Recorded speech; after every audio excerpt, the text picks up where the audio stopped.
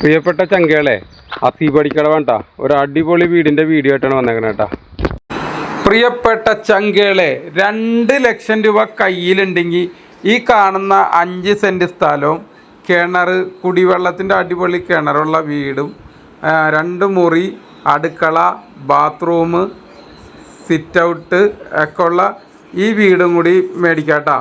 2 ലക്ഷം രൂപ എന്ന് പറഞ്ഞാൽ ഇത് പൂർണ്ണമായിട്ട് വീഡിയോ കാണണം കേട്ടോ.